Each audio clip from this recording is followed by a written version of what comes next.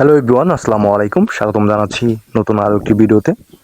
বরাবরের মতো আমি আছি আপনাদের সাথে, বিক্রম ইসলাম আদিল। দেখতে পাচ্ছেন একদমই চমৎকার একটি গ্রামীণ পরিবেশ। দক্ষিণা বাতাসে সোনালি ধানগুলো দোলকাচ্ছে। আপনারা হয়তো একটি জিনিস লক্ষ্য করছেন, সেটা হচ্ছে এই ধানের ক্ষেতের ভিতরে যে উঁচু যে ধানগুলো সেগুলো কেটে ফেলা হচ্ছে। এগুলো কেন কেটে ফেলা হচ্ছে সেটা আপনারা অনেকেই জানেন না। আজকের এই ভিডিওর মাধ্যমে আপনাদেরকে জানানো হবে এই উঁচু ধানগুলো কেন কেটে ফেলা হচ্ছে। মূলত এগুলো হচ্ছে প্রজেক্টের ধান। উঁচু যে ধানগুলো সেগুলো হচ্ছে পুরুষ, আর নিচু যে ধানগুলো সেগুলো হচ্ছে মহিলা। এই পুরুষের যে কাজ সেই কাজ শেষ, সেজন্য এই পুরুষ ধানগুলো কাঁচা অবস্থায় কেটে ফেলা হচ্ছে।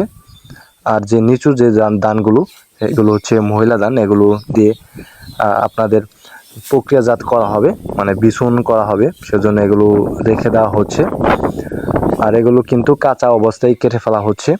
আর মহিলা যে ধানগুলো সেগুলো কিন্তু যখন পাকবে তখন কিন্তু মেশিন দিয়ে এই ধানগুলো কাটা হবে।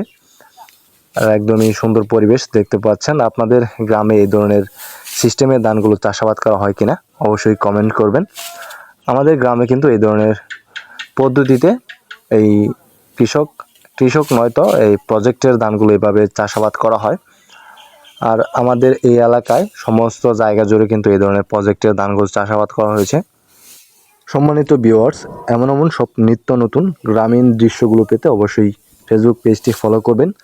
আর যারা ইউটিউব থেকে দেখছেন তাদেরকে অনুরোধ করব অবশ্যই ইউটিউব চ্যানেলটি সাবস্ক্রাইব করে পাশে থাকার জন্য। আমি সবসময় চেষ্টা করি আপনাদের সামনে গ্রামের সহজ সরল মানুষের জীবনযাপন ভিডিওর মাধ্যমে তুলে ধরার জন্য।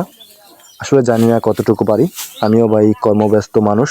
কাজের পাশাপাশি যেটুকু সময় পাই সেইটুকু সময় এই কাজের মাধ্যমে ব্যয় করে থাকি।